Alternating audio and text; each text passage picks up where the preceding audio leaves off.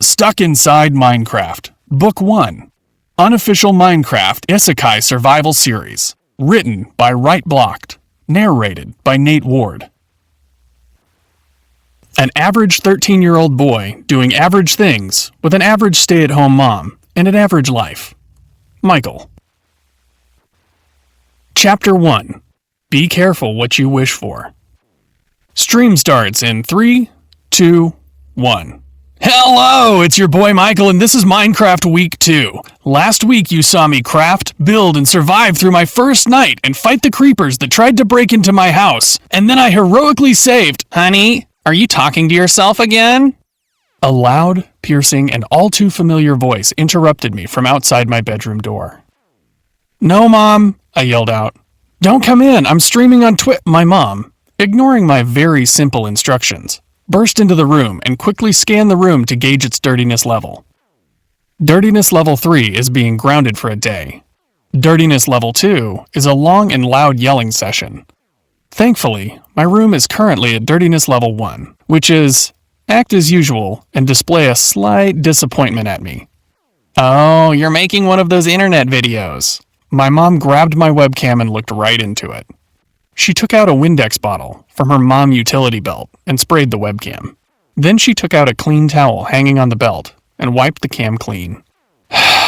Mom, I sighed as I ended my stream. There were only 3 viewers, and I think one of them was a bot. Hopefully they come back when I start my stream again. Even the bot.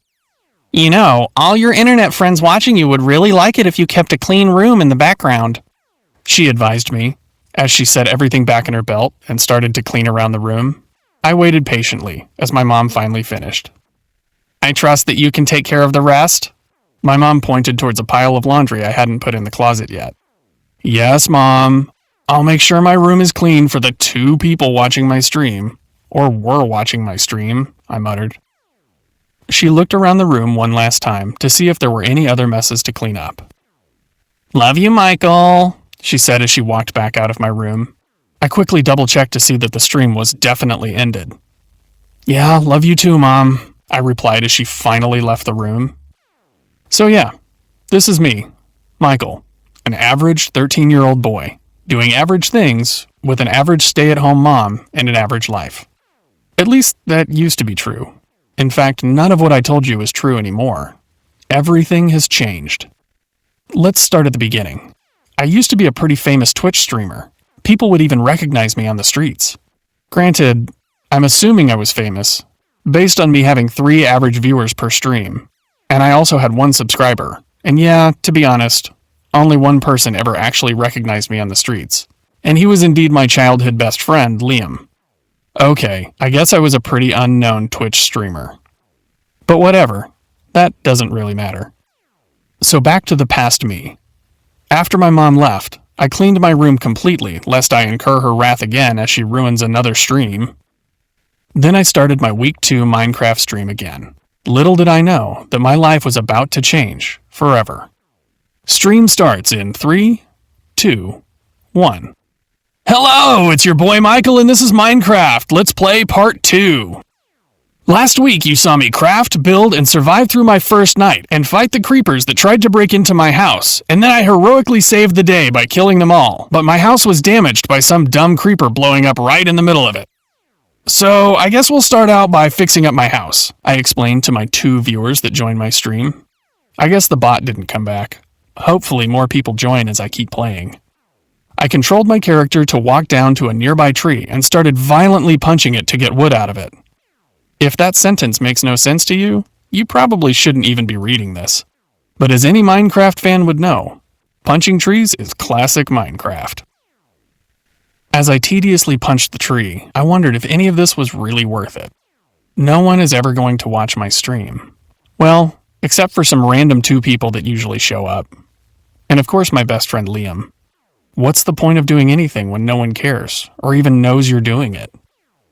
I wish all of this was worth something, or meant something. I wish it isn't all for nothing. Just then, as I was having my Minecraft midlife crisis, on the corner of my monitor, I saw an odd villager just staring at me. All villagers look odd, but this one was odder than the rest. It was fat, It's pretty hard to be fat in a game where everything is made out of equivalent-sized blocks, but this guy was literally pushing the art style of the game to the limit. Wow, did you guys see that? I asked my two-person audience as I walked over to the villager. Wow, this is such a cool bug. There's no village anywhere. Where did he spawn from? I circled the villager. It wasn't moving at all. He just stood completely still.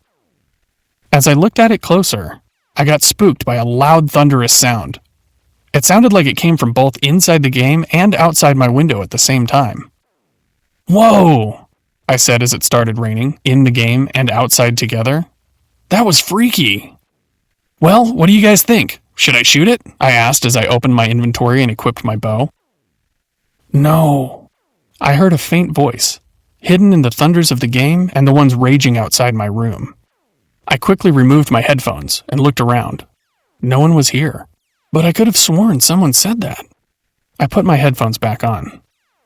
Did you guys hear that? I asked. Was that from the game? I remained really quiet to make sure no one replied this time. I probably just imagined the voice. I mean, it's pretty loud with the rain. I clicked the left mouse button to charge my bow right at the glitchy villager. Wait a second. I didn't click on the left mouse button. I pushed my arm back on the bowstring and felt the strain of the string demanding to be released on my fingers. I felt raindrops dripping on my face. The wind brushing my hair. A wet, soggy feeling on my feet from standing on wet grass. I surrendered to the strain of the bowstring and shot the arrow out. But it missed its target as the villager wasn't there. I put the bow down and noticed my hands are now rectangles. I looked around and confirmed my suspicions. This isn't my bedroom. This is Minecraft, and I'm in it. Worst of all, it's night, and I can already hear the monsters growling around me. Bad idea, Michael. Chapter 2. Everyone remembers their first night. I started running as fast as I could. Hearing the crunchy sounds of my footsteps sound like the effects of the game. Hello, is anyone there? I yelled out, hoping there was some kind of explanation waiting for me in a reply. No one replied. The fat villager was nowhere to be seen, and the growling of zombies were the only voices I could hear. I closed my eyes and slapped myself. Oof, that hurt. I opened my eyes and I was still inside the world of Minecraft. My body was still made out of blocks, and the sound of zombies were still around me. They were getting pretty close now, too. I had no choice but to fight them. Just then I realized that I already dropped my bow and I have no other weapons to defend myself with. I can already hear my mom yelling about how I should always put my things in my pockets and not place them anywhere else, like that time I lost my phone at the mall. The best part about being stuck inside Minecraft right now is that my mom's not here to yell at me about it. Oh man, at least I hope she isn't. The worst part about being stuck inside Minecraft, obviously being the fact I'm about to be eaten by a zombie horde. My house, I remembered. The house I already built. If I can find it, I'll be safe for the night. I close my eyes and try to remember any landmarks I saw. I know my house was nearby a lake, but that doesn't really help me here. All I see around me are trees. Wait. In the distance, there's a giant tower of dirt that I made last week, and consequently jumped out of yesterday to test the fall damage. But the tower is nowhere near my house. I built it in a completely random place. But looking at the tower does give me an idea. First, I'm going to need dirt. Lots and lots of dirt. Please work, I hoped, as I got on my knees and got ready to punch the ground. I swung straight for the ground, but just before I hit it, I pulled back. What am I thinking? What if I break all my fingers? Wait a second. I looked closer at my hand and made a startling discovery. I don't even have fingers. My hand is just a single block, but for some reason, I can still feel my fingers. The sounds of zombies were now joined by the rattling sounds of skeletons, and they were all getting even closer. Okay, there's not time to waste. I must do this. I pulled my hands back up and rushed down to punch the ground. I kept full speed all the way down and did not pull my fists back. I slammed straight into the blocky grass, causing it to pop up from the ground and absorb into my seemingly bottomless pockets. Whoa, this is cool. I kept punching as the sound of the zombie horde got closer and closer. Soon enough, the zombies came into view. I was surrounded. More zombies than I had ever seen before in the game.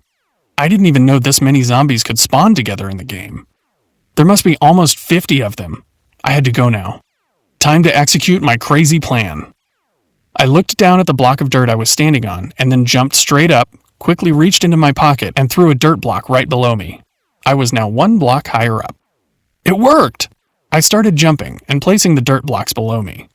I got 3 blocks high when a zombie rushed over to me and grabbed my feet as I was jumping and pulled me straight back to the bottom. I squirmed and tried to pull myself back from its monstrous grip.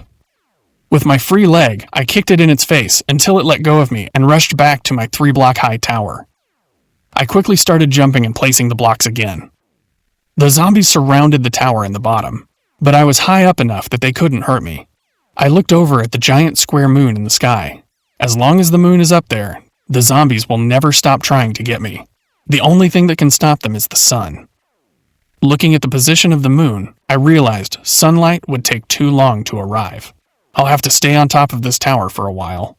I took some time to take inventory of what was in my bottomless pockets. Some arrows, lots of dirt blocks I haven't used yet, some sand blocks, and some redstone I was playing around with earlier. Nothing to fight the mobs with. I have no choice but to stay up here till the sun comes up. Whoosh! Something just flew by my head, missing my ears by inches. I looked down to see what it was. There were a group of skeletons at the base of my pillar. But I noticed them too late. An arrow pierced into my feet. Ah! I screamed in pain as 2 more arrows flew by me, barely missing. Okay, staying up here, bad idea.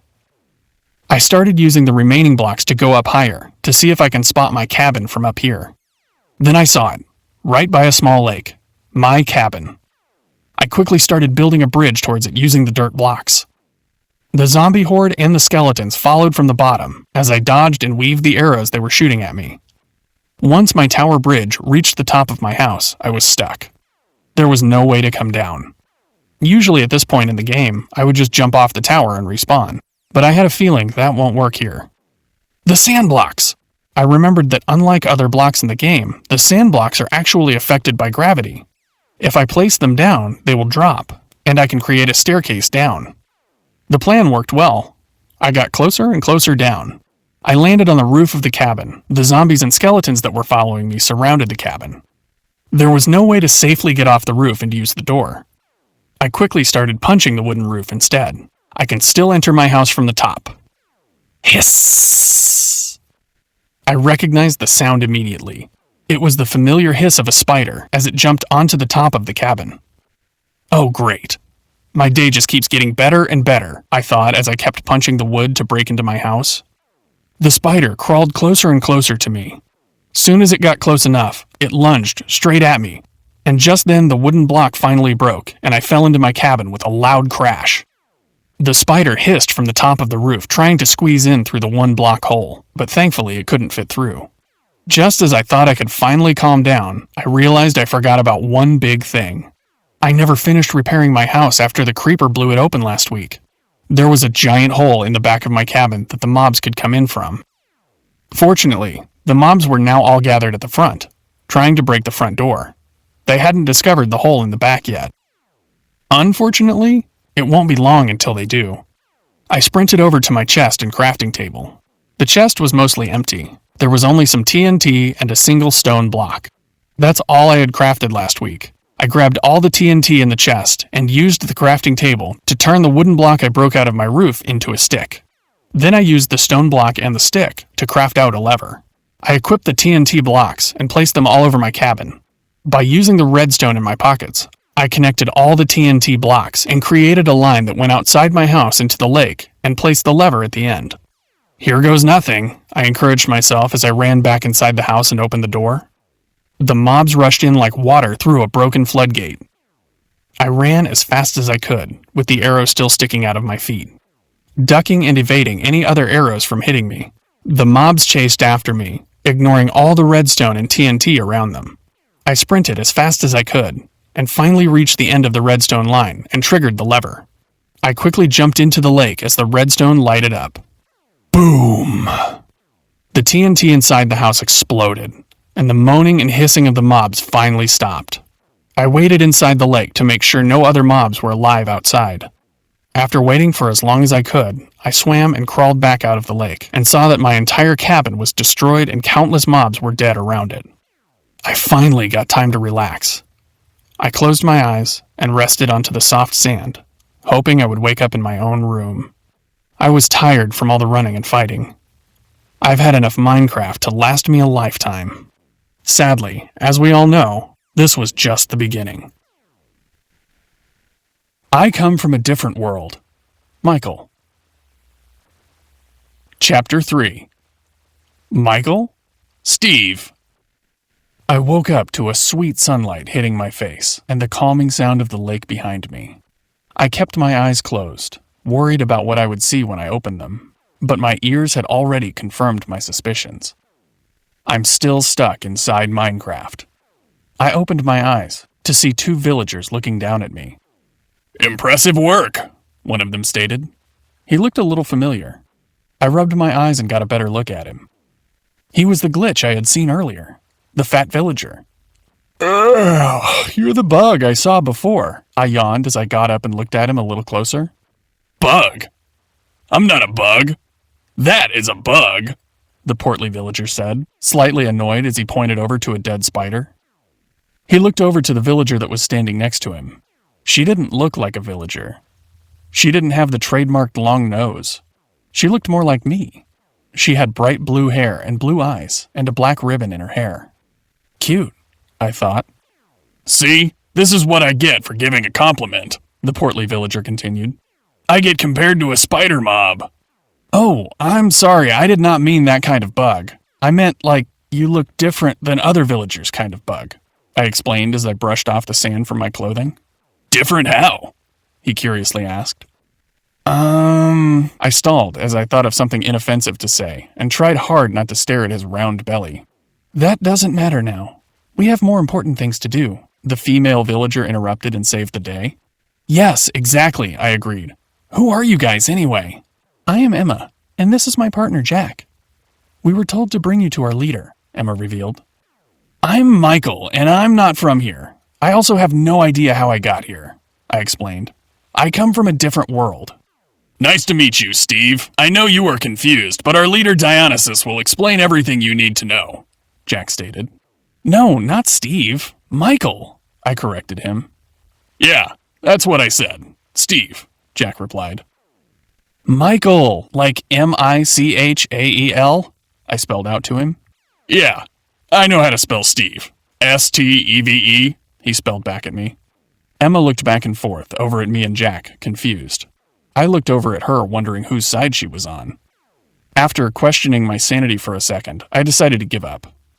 "You know, never mind. Steve it is. Let's get going," I said as I began walking.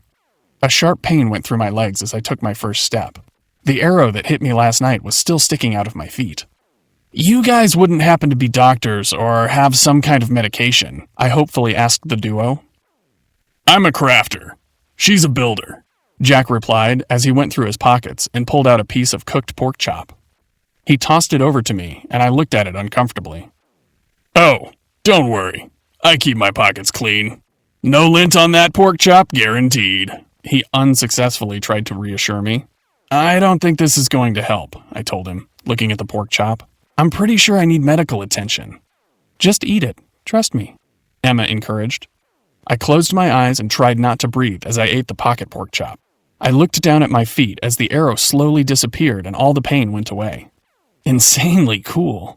Fighting monsters, no doctor appointments, living inside a game? I think I could get used to this. The walk to the village was long and hard. Emma and Jack told me that they had to keep the village as hidden as possible, and the road to it as difficult as they could make it. It was all to make sure that the village could be as safe as possible.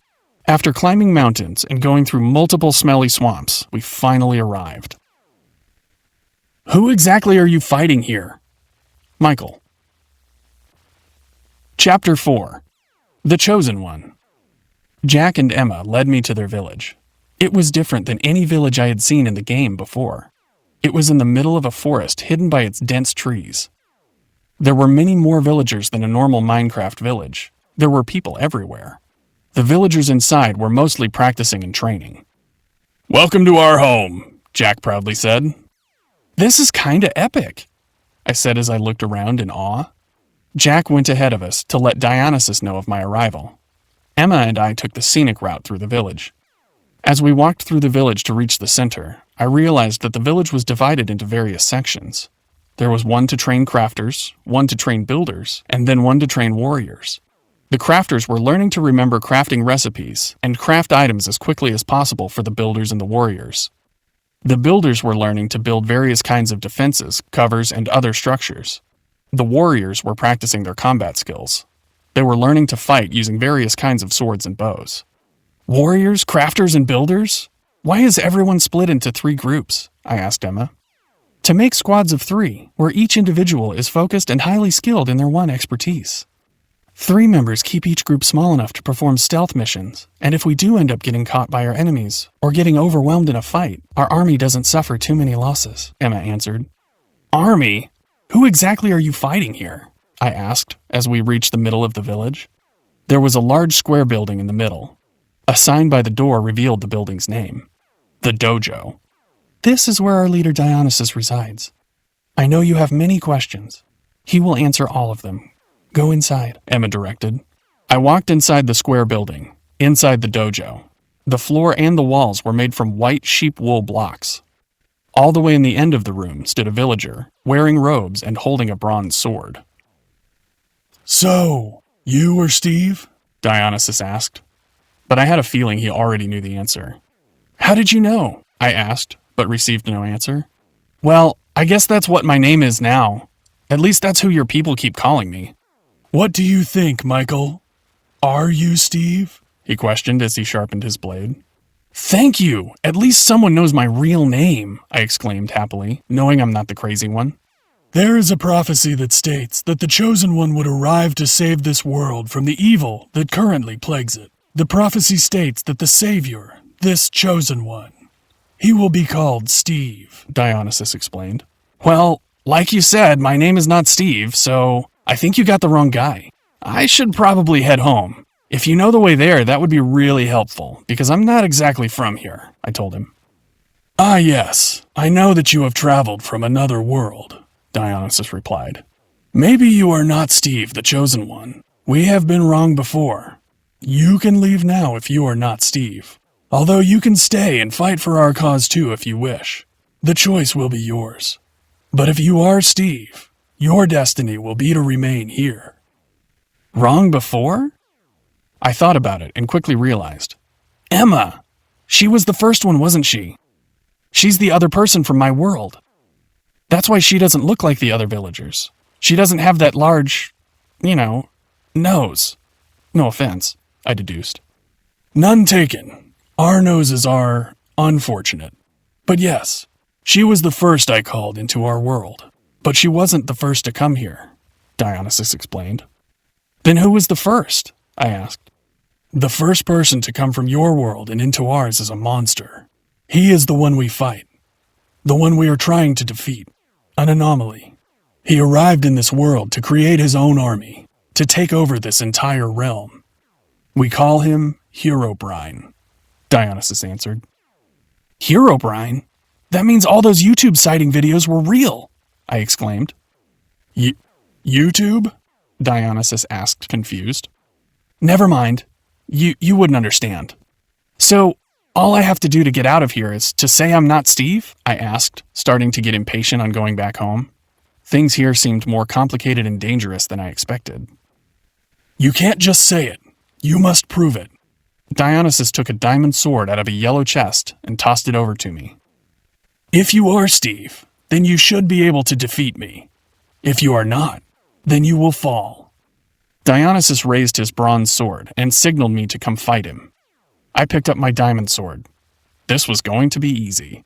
All I have to do is lose. If I lose, I prove that I am not the chosen one, Steve, and then I can go back home. Easy, right? But something tells me I shouldn't do that. Something tells me I should give it my all. Deep down, I think I want to be Steve. I always wished I could do something worthwhile. Something that could make a difference. If this world is really struggling, if it is really under threat from someone from my world, this is my chance to make a difference. You know what? This is it. This is my moment, and I'm not going to screw it up. You sure you want to do this? I teased the old man. Jack did tell you how many mobs I fought last night, right? There is no TNT here. Only skill, Dionysus taunted. I charged at him, with my sword behind me, ready to swing. As soon as I was close enough, I swung my sword at his chest, but he blocked the strike with his bronze sword. I staggered back from the force and quickly raised my own sword to block Dionysus' counterattack. I was ready for his strike against me, but I wasn't fast enough when Dionysus changed his direction mid-swing. Smash! He caught me off guard. I went flying back to the dojo wall from the hit. The soft sheep wool did not feel so soft after I slammed into it at that speed. I'm going to need a whole lot of pork chops after this, I thought as I picked myself back up. Maybe we did make another mistake and brought another brash kid here, Dionysus stated in disappointment. It's not over yet, old man. I got back up on my feet and picked up my sword.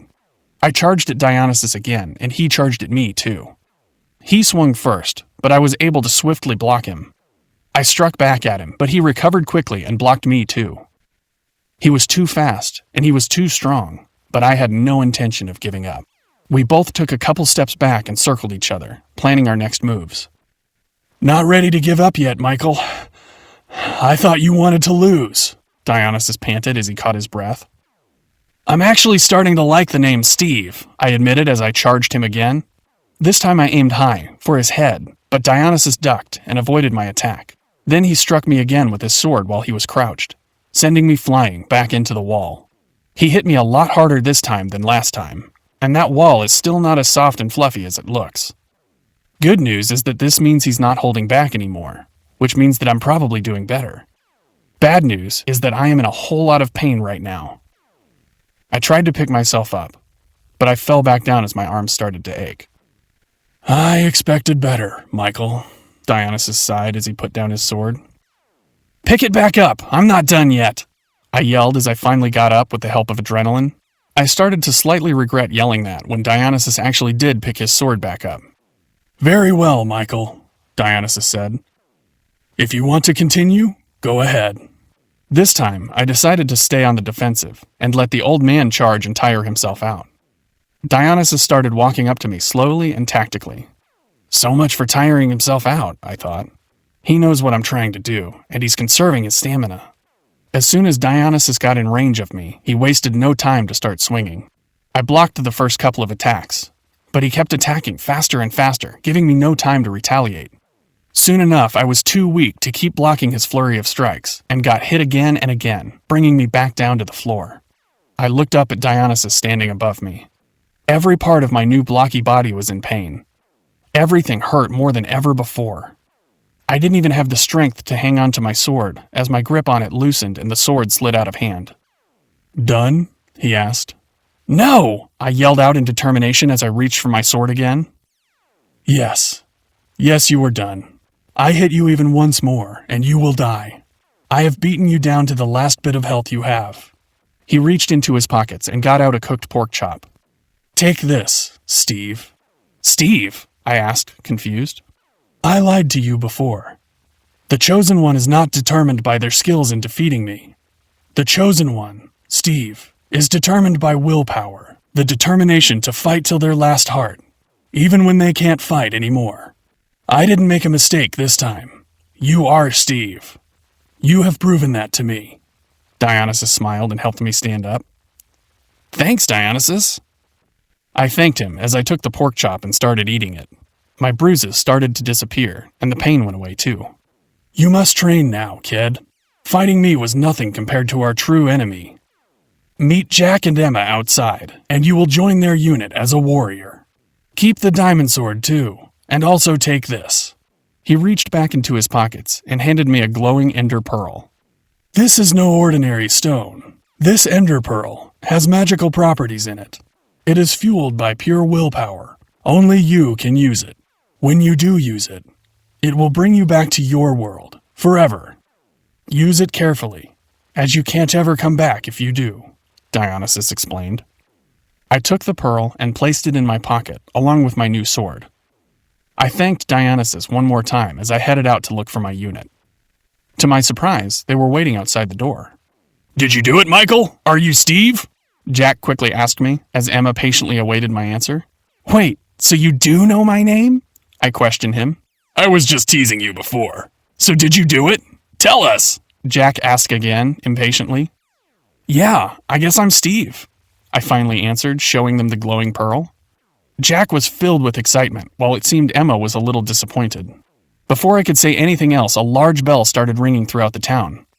What is that? I asked my new unit. The alarm bell. They're here, Emma replied. Who's here? There's too many. Michael. Chapter 5. Herobrine's Army. I know you just joined this unit, so I'll catch you up quick. Stay together and do everything Emma says. She is trained personally with Dionysus before he decided she wasn't Steve, Jack explained to me as Emma stared at him. You know, I probably shouldn't have said that last part. Anyway, just do as Emma says, and you won't end up like our last warrior, Jack stated as I stared at Jack terrified about what happened to the last warrior. I shouldn't have said that either. I should probably stop talking now. Jack awkwardly stepped back. All right, let's go to the front and see what's going on. Gear up, Emma ordered. We started running towards the front of the village where we heard lots of screaming and explosions. Normally, I would be running the other way from a commotion like that. But normally, I'm not Steve. You know, that doesn't really sound as cool as it does in my head. Steve. What a weird name for the chosen one. All the recruits I saw training when I came into the village ran back the other way to hide inside a barn at the back of the village. Only the experienced villagers, who had already been placed in units, were allowed to fight Herobrine's army. We arrived in the front to see giant iron golems, bigger than any I have ever seen in the game before, trashing the village. The colossal mechanical monsters moved slowly, but their long iron arms had a large reach. They were picking up people and blocks and tossing them in the air. A couple resistance units were already in the front fighting the golems. But from a quick look, it seemed like they were losing pretty badly. All right, Jack, I need you to craft me some TNT, Emma ordered. Jack quickly went to work. He took some gunpowder and sand blocks from his pocket and created a couple blocks of TNT. Fresh TNT, coming right up. Jack handed Emma the blocks of TNT. New kid, I need you to cover me. Can you handle it? She asked. I nodded yes, even though I wasn't really sure if I could handle it. I didn't even know what it was. Jack, craft the new kid a bow. As soon as I got the bow, Emma ran into the battlefield. She sprinted towards a giant iron golem and circled around it, surrounding it with stone blocks. Once the giant was trapped, she started building a staircase up to the top of it, while ducking and avoiding the golem's long arms. Another iron golem rushed towards her. That's my cue, I thought as I pulled my bowstring as far back as I could and let go. The arrow completely missed. The iron golem got closer to Emma. I loaded another arrow and pulled back. I slowed down my breathing as much as I could and steadied my hands, and then I let go. The arrow hit the iron golem hard. It went right in its eyes as it staggered back and fell. Nice shot, Steve, Jack encouraged as he crafted more arrows for me. The golem that fell back picked itself up, so I kept shooting at it to keep it away from Emma, but it didn't look like the arrows were doing much damage to its iron armor. Another iron golem noticed Emma and started going towards her. A couple more started to follow him. There's too many! I can't hold them all back! Come back! I yelled over at Emma as I quickly fired off a bunch of arrows at all the different iron golems running towards her. She ignored me and kept building the staircases and finally reached the top of the golem. She took out the TNT blocks and placed them all around the trapped golem's jack-o'-lantern head. I tried to keep the other golems from reaching her, but one slipped through my volley of arrows. It reached straight towards Emma as she was about to trigger the TNT and grabbed her, and then tossed her into the air. She went flying 10 feet straight into the air and then fell back hard onto the ground. I have to help her! Cover me! Catch! I threw my bow to Jack and ran towards Emma with my diamond sword. You sure about this, man? I'm not a good shot, Jack asked. I'm just a crafter. I ignored him and ran straight to where the iron golems had crowded together next to Emma and the trapped golem. Emma was in the bottom, trying to hold them off with her iron sword, while the trapped golem was trying to remove the TNT blocks that were put around it. I can run to the top of the trapped golem where Emma has put down the TNT blocks and trigger the explosion. Or should I run to Emma and help her fend off the iron golems? I debated where I should go.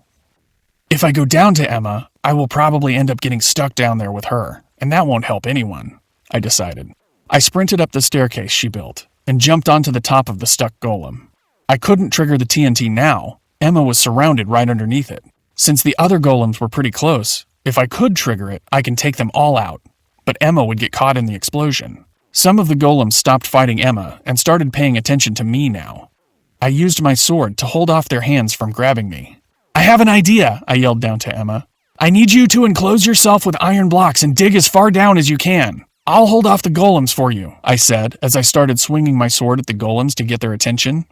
One of the golems got behind me and grabbed onto me before I could block his hands and got ready to toss me up. An arrow hit it right in the face, forcing it to let go of me as it staggered back and fell. I looked over at Jack, grinning ear to ear, and gave him a thumbs up. He actually didn't miss. I looked down to see that Emma had finished placing the iron blocks all around her. That's my cue.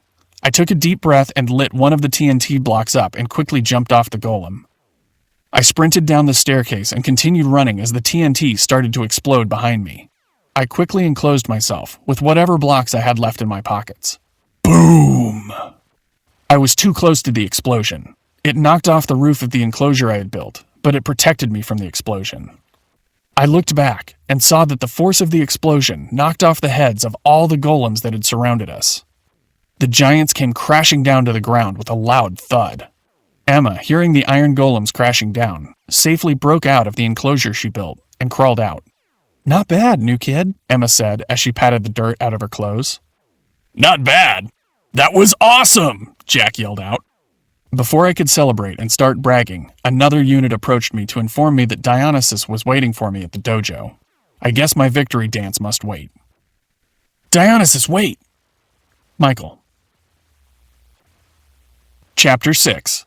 The Return. I walked back inside the dojo, where the old man was calmly meditating, waiting for me. There was not a single scratch on him. I actually did not even see him out there defending the village. Did you see what I did? I took out an entire pack of iron golems, basically all by myself, I bragged. What? A kid's gotta brag to someone. No, I did not see. I was here the whole time. But I did hear of your victory, Dionysus answered. Congratulations, you continue to prove yourself worthy. What were you doing in here anyway? Why weren't you out there fighting? You're obviously better than all of us, I curiously asked. Certainly better than me. I can't leave the dojo, Dionysus explained. Why? I continued my questioning. Leave an old man to his secrets, kid. Dionysus avoided the question. I called you here to let you know I'm proud of what you did out there. You showed exceptional bravery and, of course, willpower.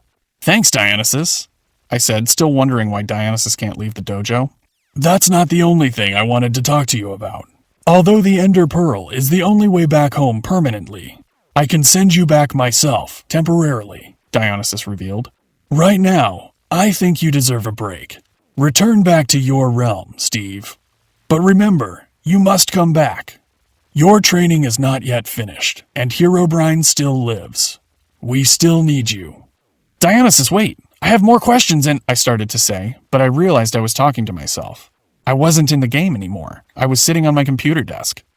The rain was still pouring outside. Thunder still struck through the skies. I looked over at the clock, and it had only been an hour since I was gone. It felt like a whole day. I looked around my room for some sort of sign that I didn't daydream everything that just happened. I got up and looked outside the room. Trees looked like trees and not like rectangles. I quickly ran back to my computer and started the game, but the save I was playing on no longer existed. I couldn't load it. I started a new game, but it didn't look anything like where I was. Was I really dreaming? I thought to myself. Then I saw it, right on my computer. I was still streaming. I rushed to Twitch and checked on my stream. I had over 300 viewers and they were all talking about my adventure. I scrolled through the comments. Whoa, dude, what version of Minecraft is this? Wow, the voice acting is amazing. It's like they're really fighting. How did you make this animation? Is this gameplay? Wow, this is so fake. The animation quality is terrible. I could do better. Bro, I don't know how you're making these Minecraft animations, but I'm subscribing for more. Don't leave us hanging. No way, I realized. It was all real, and it was recorded! I quickly went to my stream archive and downloaded the stream. I rushed to my YouTube account and clicked on the upload button and started uploading my stream. As the video uploaded, I stared at the little input box for a while. I needed a good title. Something that says exactly what I went through. I know! Stuck Inside Minecraft, Part 1. Epilogue. You are disappointed, Dionysus deduced. You don't like him, do you? Dionysus was sitting in the dojo talking to Emma. He's overly confident, unskilled, impulsive, and Emma tried to think of more insults to describe Michael with. And he did just save your life, Dionysus said. I have trained you better than to be jealous, Emma. I'm not jealous. I'm better than him. I should be the chosen one, Emma explained. I'm not going to discuss this matter any further. You should go train, Emma. I have made my decision. Michael is the chosen one, Dionysus cemented. Emma sighed in disappointment and walked out of the dojo, slamming the door shut behind her, just to make sure Dionysus knew she was mad. Instead of going to the builder training grounds, she instead went to the woods so she could calm down. Just one mistake, that's all it took, and she was kicked out of the Chosen One Club. It was in battle just days ago where Emma and Jack's old warrior was killed. Thinking his death was her fault, Emma gave up. She surrendered and called a retreat, proving to Dionysus that she was not the chosen one, the one with unbreakable willpower. Walking in the woods, Emma felt a sudden chill as the birds stopped chirping and the wind stopped blowing. Everything got quiet. There were no sounds, except for the rhythmic beating of her heart. She turned around as she heard footsteps behind her. Disappointed in Dionysus? A voice beckoned out from a nearby tree, making her heart race faster. A man stood in its shadow. His face was difficult to see, but even in the darkness of the shadow she could make out his wicked smile. Who are you? You shouldn't be here, Emma called out to the mysterious man under the tree as she took a few difficult steps back.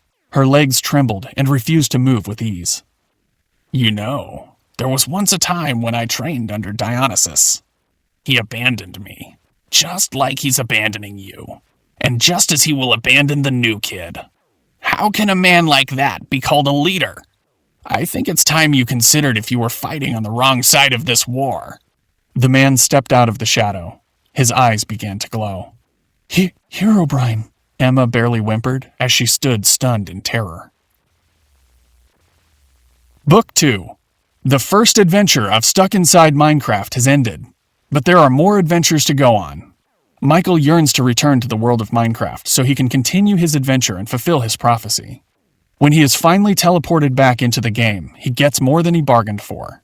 With a village-wide contest brewing and Herobrine making a play at the most powerful item in the world, things get hectic as soon as he arrives. Join Michael as he must train, survive, and choose his allegiances carefully in this action-packed sequel to Stuck Inside Minecraft. Who do you trust? Find out in Stuck Inside Minecraft 2.